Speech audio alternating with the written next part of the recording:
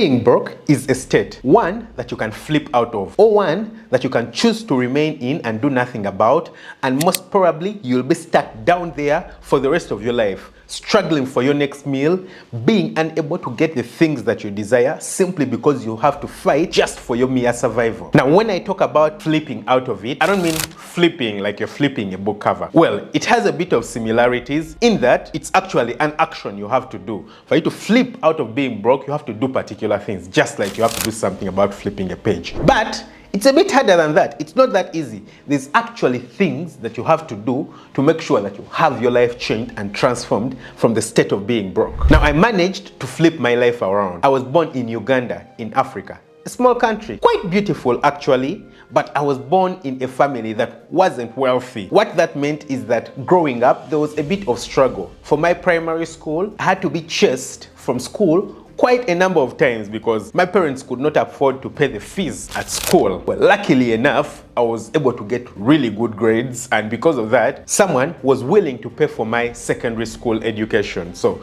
they paid for my secondary school education. By God's grace, I actually got really good grades after that to join the university on a state sponsorship and actually pursue being a doctor. I would never have been able to pursue being a doctor unless someone was very generous to me, someone very generous and kind. And that's why I love being generous and returning favors to other people, because what they did to my life was crazy. It changed my life completely. But once I got to the university, that wasn't all.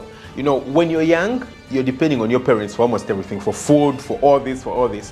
When I joined the university, I was now an adult. I was over 18, and there I was with a state sponsorship, but without everything else. That's when I experienced being broke. There I was at the university, sometimes without food, sometimes without proper clothing, sometimes without the necessary things that you require for school. Now, it's not like my parents couldn't afford to provide for me these things, but I'm born in a big family. You know, I have 8 other siblings, and what that means is that my parents had my younger siblings to look after. I felt like it was wrong for me at the university, you know, 19, 20 years of age, to go back and ask my parents for basic needs when I have younger siblings who also require basic needs. At least I can try and do something about it. Now, it was in that very moment that I actually started my first business at the age of 22. Ideally, necessity forced me into coming up with a business idea. Necessity forced me into fighting brokenness. Now, unfortunately, not everyone can be forced by circumstances to do something and change their lives. Some people are just ready to sit there for the rest of their lives, blaming society, blaming everyone else for the reason that they are failures and acting like victims instead of doing something about it. But you are not like one of those people. That's why you've clicked on this video. You actually want to be able to learn and flip your life around. Now, when I started my very first business 10 years ago, I wasn't earning much, honestly. It wasn't much. But much is relative. It simply depends on the position that you're in. What I earn right now, despite the fact that it's much more than what I used to earn those days, is nothing. It's peanuts compared to what Elon Musk earns right now. So when he looks at me, he thinks what I'm earning is nothing. When I look at him, I think what he's earning is much. But also, much depends on someone's position, the state that they are in right now. The amount of wealth, for example, Elon Musk has gotten over the past 5 years has not had a very huge impact on his way of thinking, on generally his lifestyle and his general well-being, compared to the amount of money he earned over his first 5 years. It flipped his life around. It transformed almost everything he could do. He noticed all the possibilities and everything that he could do. Over the last 5 years, well, it's not too much. And when I started out my very first business, on my best days, I would make $30 a day. Now, $30 a day is actually nothing to a lot of people. But for someone who has come from a history of no food, no clothing, someone who only needs to spend $1 or $2 to have a proper, lovely meal a day, $30 is a killing. I was literally making a killing. So for me, at that point, $30 was too much. Now, if you actually extrapolated that $30, if I was able to work properly and get $30 every day, in a month, that would make $900. Now, $900 would be crazy for any student anywhere. That would be a lot of money. Interestingly, My very first job as a doctor actually earned less than $900. I was earning 800 and something US dollars for my very first job as a doctor. So can you imagine someone doing a side hustle, selling things on the street, and I would be able to make $900? That's really crazy. Now, of course, I never got to make $900 because I was a student and I had obligations to do in school to make sure that I graduate as a doctor. But that $30 that I would make on those occasional days actually flipped my life around. Number one, I never needed to starve again. Not at all. I didn't need to go and beg my parents for food. But secondly, it exposed me to the thought and the idea of doing business. Actually, it was at about that very same time that I started thinking outside medicine. I started telling myself, why the hell would I waste myself doing medicine if simply by me making and selling stickers on the streets of the university, I can earn more than what a doctor earns? It started, ringing bells in my head. And now I started looking at my professors, the people who are teaching me, and I'm looking at them. They are 50, 60 years before they get the beautiful cars that they probably do have. And I was saying to myself, I don't want to wait until I'm 50, until I'm 60, before I can go on a vacation, before I can drive a nice car, before I can build the kind of house that I want. It flipped my head completely, and it was the beginning of me seriously considering quitting my profession as a doctor to actually pursue business. Now that, which I actually just shared with you right now, is a proper script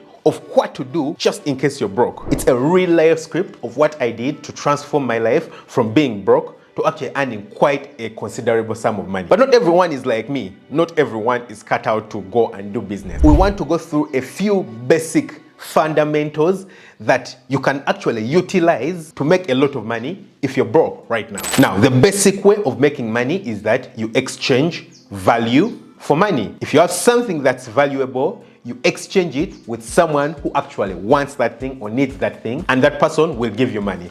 That's the basic thing of it. It's nothing complicated. Now, the idea of how to actually use it, put it in your situation if you're broke, is what we need to talk about. Ideally, the easiest way or the quickest way of making money is using money. I, for example, when I was a doctor, I started my farming business with about 5,000 US dollars. It has quickly propelled me to the top of my career. But if you're broke, certainly that's not an option. That's why you're watching this video. You don't have $5,000 to spend. So what do you have? What are the things that you actually have that you can use to make money? I'm hoping that you have one of these two things, or at least both. Number one, time, and number two, a skill or skills. If you have any of these two or both of them, then you are on the way to make money. So we'll start with the quicker one of the two options, which is actually having a skill. If you have a skill, you have to consider yourself, is that skill actually monetizable? Is it a skill that you can utilize to make money?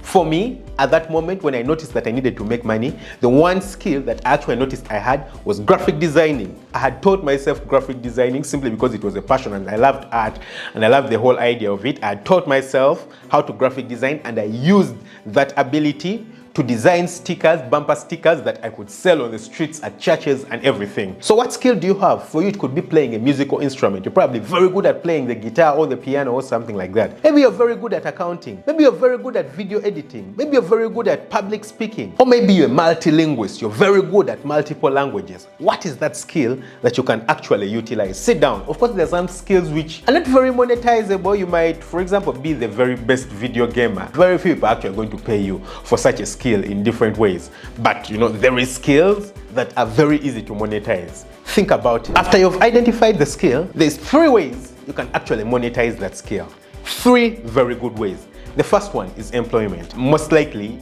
you've already been employed somewhere.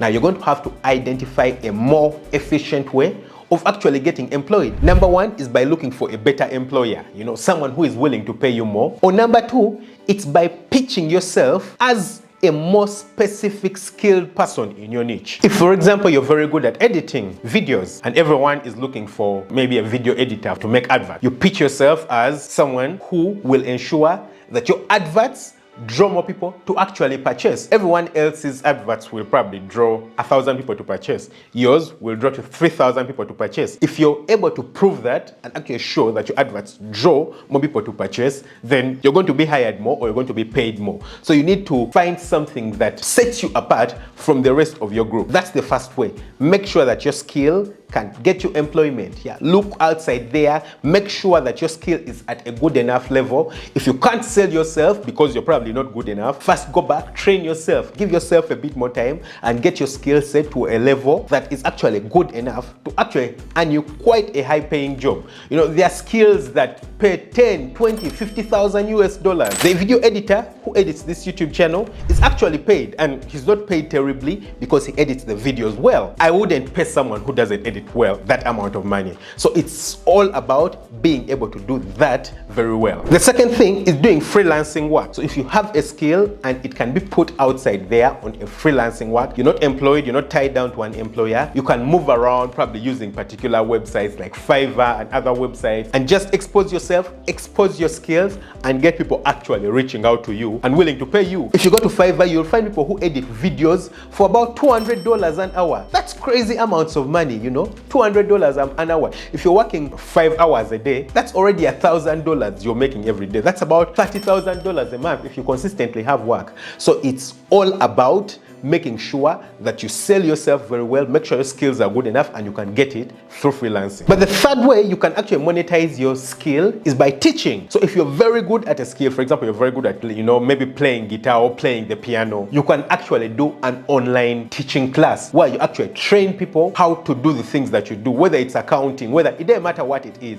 You can do YouTube, you can do very many different things where you teach people how to do the things that you do and you've actually already monetized your skill. So find a way of monetizing your skill. We've shared 3 different ways you can actually practically monetize your skill. Number 1, finding employment. Number 2, freelancing. And number 3, teaching people and getting paid for teaching people your skill. Now with time, if you become really, really good at this skill, you can turn this skill into a proper, huge, multi-level business, especially online. You know, you can do an online business where you're doing consulting, where you're doing trainings, where you're actually doing the actual work. If it's graphic designing, you can get a lot of employees who you actually employ to help you do the graphic designing and bring in work from all over the world. If you become really good, you can expand it to levels that are unfathomable. And then if your second asset is time, for you it's going to be a little bit slower, but the advantage of time is that you have the option to develop a skill that you'll monetize. So it's certainly not so different from the first,